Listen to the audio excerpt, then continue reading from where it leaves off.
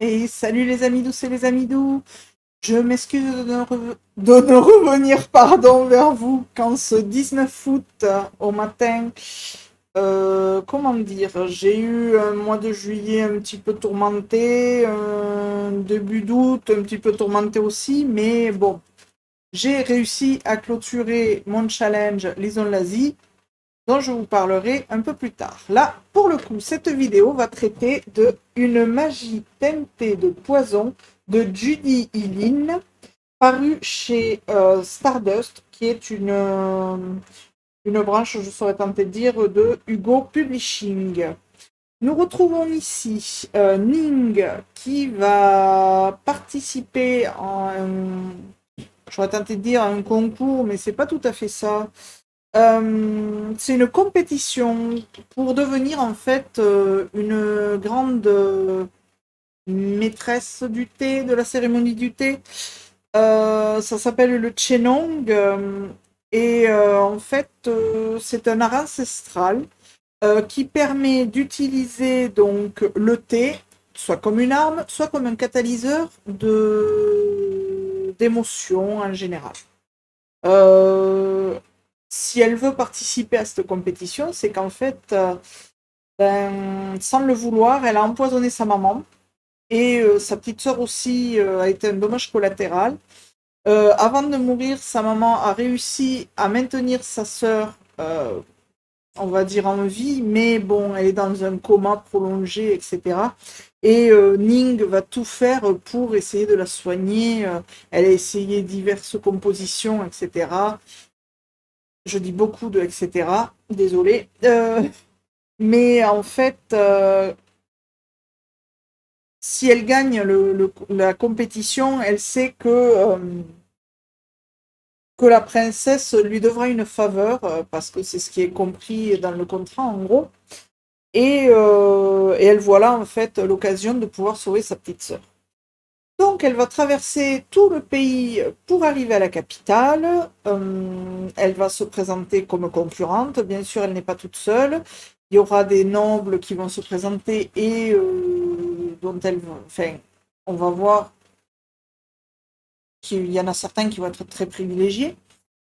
Ça va être une compétition assez dure quand même, même si c'est pour une cérémonie du thé, ben, il faut savoir vraiment maîtriser jusqu'au bout de l'ongle, on va dire, cet art. Euh, Elle va aussi devoir faire attention au complot qui se joue au palais, parce que bon, ben là, la princesse n'est qu'en régence. Son père, l'empereur, étant malade, enfin, ça c'est officiel, c'est la version officielle. L'empereur serait malade et aurait du mal à se remettre, du coup, ben, c'est elle qui prendrait la régence.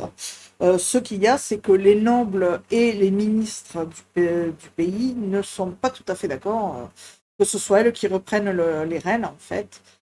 Et ben, elle doit déjouer pas mal de complots parce que tout le monde veut plus ou moins ben, la destituer et pourquoi pas l'assassiner, hein, tant qu'à faire. N'allons pas dans le détail. Donc voilà pour l'histoire. Mon ressenti, je me suis régalée. C'est une écriture très très fluide, très agréable. Je ne connaissais pas l'auteur. J'ai bien aimé découvrir ce premier tome. Je sais qu'il y aura une suite. Par contre, la sortie, je ne sais pas ouais, quand elle est prévue réellement.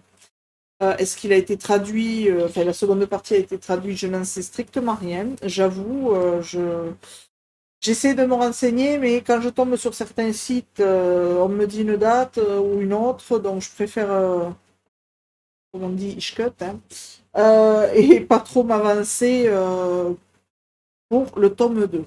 Maintenant, vous allez me dire, j'aurais pu aller voir directement sur Hugo Publishing, mais faite comme je suis, et puis surtout occupée en ce moment et préoccupée comme je suis, j'y ai pas du tout pensé. Ouais. J'essaierai d'aller voir si ça doit se faire peut-être à la rentrée littéraire. Je n'en sais strictement rien, je vous avoue. Je préfère clôturer là-dessus.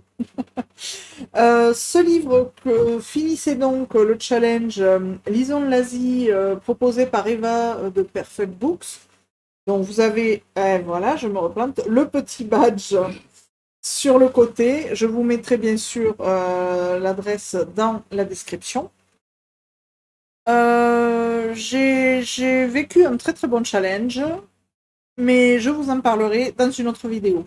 Là d'ailleurs, je tournerai en suivant ben, justement le bilan de mon challenge. Donc, je vous laisse sur ces quelques petites informations sur ce super livre. Voilà.